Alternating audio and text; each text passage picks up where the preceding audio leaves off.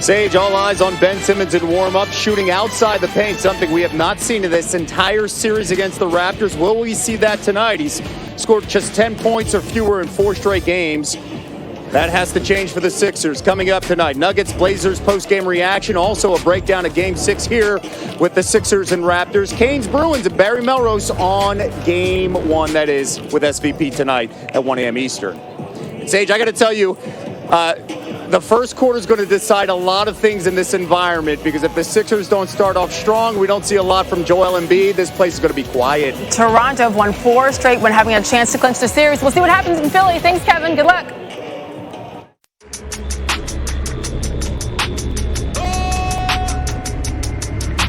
He sucks. I know I gotta do a better job for us to win. I'm on the mission.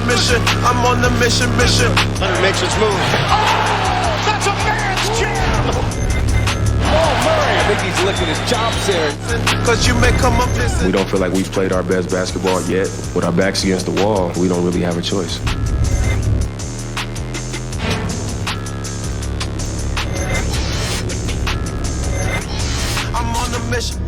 I'm on the mission. Welcome to NBA Countdown, presented by Mountain Dew. And welcome inside Studio H here in LA. Chauncey Billups, Jalen Big shot. Paul Pierce, and 4-time All-Star and extremely recent Laker, Rajon Rondo. How timely of you to be here today, Rajon. That was good. My name is Michelle Beadle. We're going to get to all things Laker because we're going to have a lot to talk about today. But, of course, there's some basketball. First round, some may say it was a little short on the drama. The second round, however, worth the price of admission. 2 Game 6s on the channel tonight. We're going to go wild on Raptors, Sixers, and Nuggets, Blazers. But first, good news in the Bay. The Warriors held off the Rockets in Game 5. Extremely bad news.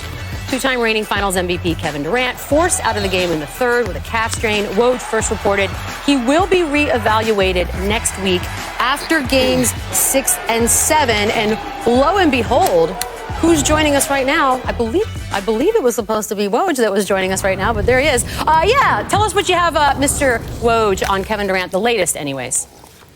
Michelle, Kevin Durant did not accompany the Warriors to Houston for Game 6, and he would not play in a Game 7. But there's optimism around the Warriors that if Golden State was able to beat Houston, win one more game in this series in advance, that he'd be back early in the next series. They're going to reevaluate him next week. But given the sense around that injury and the moments after it happened, this couldn't have turned out any better for Golden State, even though they won't have him the rest of this conference semifinal.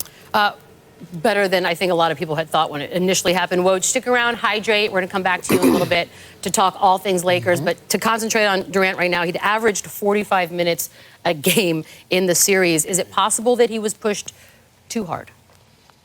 45, that's a lot. That's a lot of minutes. We all know that. Especially in the playoffs, it's a lot of the intensity is just different.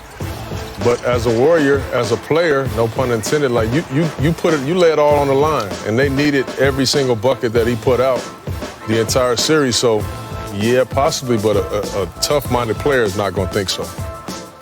I think they did. I think they overworked them. That has a lot to do with their lack of depth. They lost Boogie.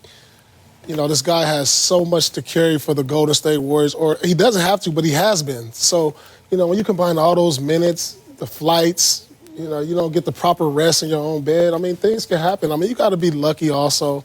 That's just a buildup of work. It can happen to anybody, though. Sure. It can happen to anybody. So I just think they didn't use the proper load management with him. Serious. I can't believe you load management. It's all season we've talked about that. If you're Steph Curry right now, what are you thinking? What does it do to him? It's time to step up. It's time to be the old Steph Curry. Although we've known the past couple of seasons when he didn't have Durant. So him and Clay have to step up, and I expect Clay to go into this game like he did against OKC a couple years back, Game 6. And I think he dropped 46 that game. So I won't underestimate him at all. The old Steph Curry, I like that. This is a window opportunity for Houston, though. It is. I'm telling you.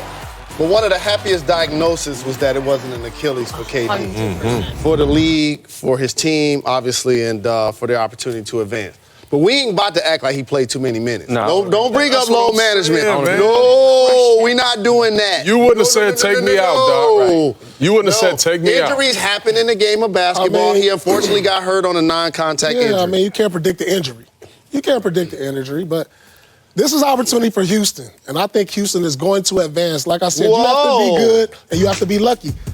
Luck was on the Warriors side last year when CP got hurt. Luck is going to be on Houston's side because if they don't advance, this is a major disappointment for the Houston Rockets right now without Kevin Durant. Well, they missed a big opportunity yesterday, so it didn't just start. When dude went down, that's when they should have turned it on. They could have had a closeout game at home tomorrow. That was big. Are you surprised they didn't? Houston lost. They missed their window. I was surprised because I just feel like when KD's down, you can game plan differently. You can trap Steph now. You can trap blitz and blitz pin downs and stuff with Clay. Where you can't do that with KD on the floor. Right. They never made an adjustment in that game yesterday. They missed their opportunity. KD go down, you got to win that game. That's blood in the water. James Harden only, took one shot the last 8 minutes? Yeah, that was crazy. He has the highest usage of any player that's probably ever played the game. You got to get him the ball and try to win that game. I think they take 6, but they lose in 7. So we get 7 because on of what that you side? said. He goes back to being the old Steph. Not every series went 7. Let's talk Celtics, shall we? Let's talk Celtics. By 22 in Game 1, I remember that. Boston Celtics were overwhelmed in 4 straight. Giannis, 28 points over the 5 games in a game for their playoff lives last night. Kyrie Irving, who free agency on the 1st of July, shot 30% from the floor in that series.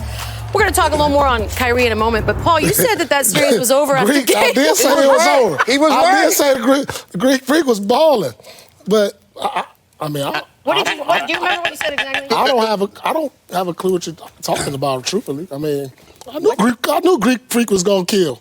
Has he said one word right yet? Y'all want to roll the tape? I was right. Roll the tape. I was right. We have tape to roll? Oh, really? As a team, I don't know where Boston goes from here because. What are you? Whoa! So is this over? No, listen. I think it's over. When I watched this today, if Kyrie doesn't have a monster game, and somebody else besides him doesn't step up, Milwaukee, it's just going to out-talent them. As a coaching staff, do I say, okay, do we focus our concentration on Giannis, because now Bledsoe can step up. Guys like Chris Middleton can step up. George Hill and Connaughton. And that's why the Bucks are dangerous. They just have more. I told you Milwaukee was going to do it. Okay, that's fair. I told you this series we got a gift for you. I told you this series was over. Bucks. We got the tape right here. Good, no, the we Bucks got the want you to tape know right here. there are no hard feelings. So we got the tape. Milwaukee Bucks sent you these. They say they have the best pretzels in the league. Going to do. You don't see the tape? What I heard last night was a lot of people chanting. You didn't hear that? Carb up. I don't know what this is. Maybe if you eat, so be quiet. The Celtics ain't won a game since he said that. They have a little bit of salt on them as well. And also you're sharing. Oh, Just don't what are these called? Salty pretzels. Bavarian style pretzels. I don't eat pretzel. Okay. Is this where they? I mean, Milwaukee is known for beer. I don't eat pretzel. What do you think you eat with beer? You have a pretzel. Oh, that's the thing. That's the thing there. That's what you do at games. God, if we go to Milwaukee for the final, who travels to Milwaukee? Who goes there to hang out? No, don't. Oh, here you go. Come on now. Ah, here he goes. One of my favorite shows started in I don't Milwaukee. hang out there. Laverne and Shirley. all kidding You're going to be aside, hanging out there in June, buddy. if the bosses are We gonna be listening, there. Now you're on Paul's the gonna need bandwagon. his own Now security. you're on the Milwaukee bandwagon. Bandwagon? Man, these been on guys the change bandwagon. every week, though. No, he's been on Bandwagon? it. They change every week. No, Chauncey's been on it. Boy. They change every week. One week they with the Celtics, All then pitch. now they with Milwaukee. The only I good can't with news, y'all. I if can't there with y'all. can be, is that you're not the only person that took some heat over this, because you're not the only one that said something. Marcus Smart had his exit interview. He also spoke on it. There's reports about Kyrie's leadership that it really killed the chemistry of his team. What can you say about that? That's bull. I mean, now one of us on his team knows what Kyrie's been through. Probably a few amount of people in this world know what Kyrie goes through. That's just a bull statement to say his leadership killed us. What have you learned about Kyrie this season? Well, I learned that, this is his first time being in a sole leadership position. You got to understand, when he was with LeBron, he was second in command. Now, this is what he asked for. He wanted to get traded out of Cleveland. He was tired of being in the shadow. He got what he wanted. And it wasn't all that it was cracked up to be, obviously, because he had to deal with adversity, he had to deal with all the blame, and the season didn't go according to what he wanted it to go, how he wanted it to go. He thought the Celtics was going to be on top, #1 seed, winning, everybody happy. But when they start losing, or he gets all the blame, adversity kicks in, he doesn't know how to react, but this is something he'll learn from. Can you learn to he'll react? learn from this. Because he's not a rookie. I mean, can you learn to react so that this doesn't happen over and over again? I guess you can, but when you're in an organization like Boston, when everything's magnified and when you do make mistakes, you come out public and say things about your teammates, it can be blown out of proportion. Nowadays, age, the guys are on Instagram so much and social media, so they can kind of take things out of context. So it's not easy being a leader at all, especially, like I said, a solo leader. Yeah, I haven't learned anything. Really? Nah. I've really kind of validated what I felt. I mean, Kyrie he's a great player, and if he gets hot, he's virtually impossible to stop, but he's not a leader. And that's something you already knew. Yes. That's something you already thought If you can of. remember, early in this season, we talked about Boston. I said, who's their leader? Kyrie hopefully will step up and be that guy, but what I would like to know is I wonder what Kyrie learned this year about not only himself, but being in that first seat, because it's a little bit different. Absolutely, but here's the thing. Your best player doesn't necessarily have to be your leader. Correct. The Boston Celtics already had a core group of tough guys that helped drive them to the Eastern Conference Finals last year. So now when he joins the team, he got to fall in line. He can't be like, I took 22 shots and I should have taken 30. Like, this team wasn't built for him to be an ISO scorer. They had success without him. And when other people are making sacrifices and you're talking publicly like you're not willing to make sacrifices, you see a lot of bad body language, and that's what I saw all season from the Celtics. I wonder if we'll ever actually hear from him, you know, because sometimes he has the tendency to sort of wax poetic, and I wonder if we'll get the honest side of that or if we won't ever. Ben Simmons, I think he's getting some pretty good advice right now. I mean, is there a better person to talk to before a must-win game? Julius the Dr. Irving! I mean, I could never have done that myself. Oh, and what in tarnations is going on in Laker League?